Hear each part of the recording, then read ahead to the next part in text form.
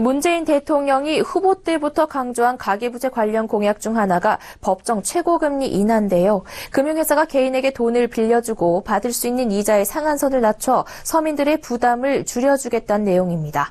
업계에선 이 최고금리 인하가 오히려 저신용 서민들을 불법 사금융으로 내쫓을 수 있다는 우려의 목소리도 나오는데요. 새 정부의 법정 최고금리 인하 공약의 부작용과 해결책에 대해 김상훈 기자와 이야기 나눠보겠습니다. 안녕하세요. 네, 안녕하세요. 네, 이 법정 최고금리 인하는 문재인 대통령이 후보 시절부터 공약으로 강조해 왔는데요. 구체적으로 어떤 내용입니까? 네, 법정 최고금리 인하는 문재인 대통령의 가계부채 근본대책, 3대 근본대책, 7대 해법 공약 중 하나입니다. 서민이 주로 이용하는 저축은행과 카드, 캐피탈 등 이금융과 대부업체의 금리를 낮춰 서민 부담을 덜어주겠다는 건데요. 대부업법상 최고금리를 현행 27.9%에서 단계적으로 인하해 문 대통령 임기가 끝나기 전에 20%까지 낮추겠다는 것이 주 내용입니다. 올해는 공약 실천의 첫 단계로 대부업법상 최고금리를 낮춰 이자 제한법상의 최고금리인 25%와 통일한다는 계획입니다. 이자 제한법은 개인 간의 금전 거래에, 대부업법은 금융사와 개인의 거래에 적용되는데 이 두 법규상의 최고금리를 맞춰 차별이 없게 하겠다는 겁니다. 네. 하지만 이 최고금리를 무조건 낮춘다고 해서 좋은 것만은 아니라고 하는데요. 어떤 부작용이 있습니까?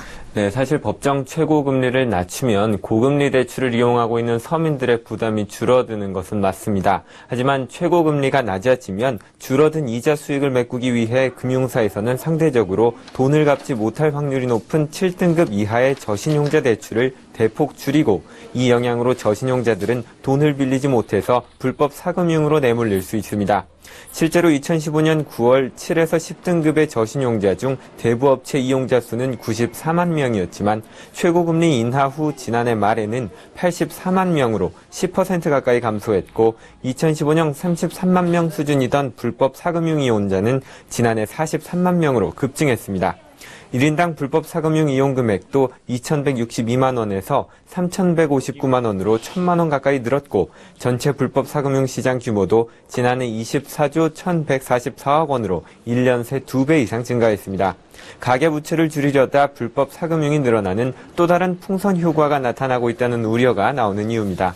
네, 오히려 더 큰 빚을 떠안는 사람들도 생겨날 수 있는 거네요.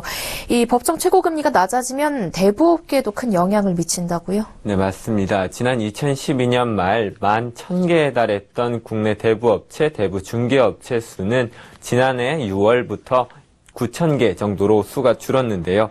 개인 대부업자 수도 같은 기간 2,000명 이상 감소했습니다. 최고금리가 낮아지자 원가 구조가 취약한 영세 대부업체들은 수익을 내지 못하고 폐업한 겁니다. 국내 10대 대부업체들의 경우 2013년 말 5조 8천억 원이었던 총자산이 지난해 말에는 9조 1천억 원으로 오히려 늘어나는 등 최고금리 인하의 영향을 상쇄하는 모습을 보였지만 통상 법정 상한금리 인하가 반영되는 데에는 2에서 3년 정도가 걸리기 때문에 과거 금리가 높을 때 빌려줬던 대부금의 만기가 끝나면 대부업계 전체가 침체에 빠질 수도 있다는 지적이 나옵니다. 네, 대부업계까지 어려움에 빠질 가능성이 있다는 건데요.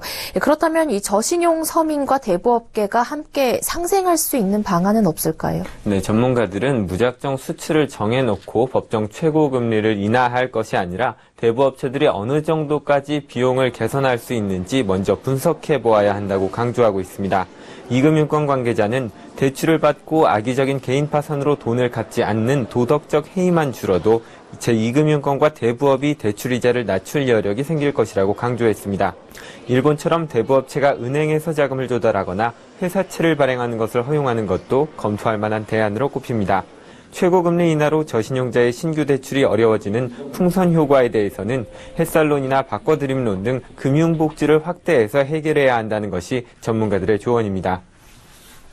네, 법정 최고금리 인하에 대해 김성훈 기자와 이야기 나눠봤습니다. 고맙습니다. 감사합니다.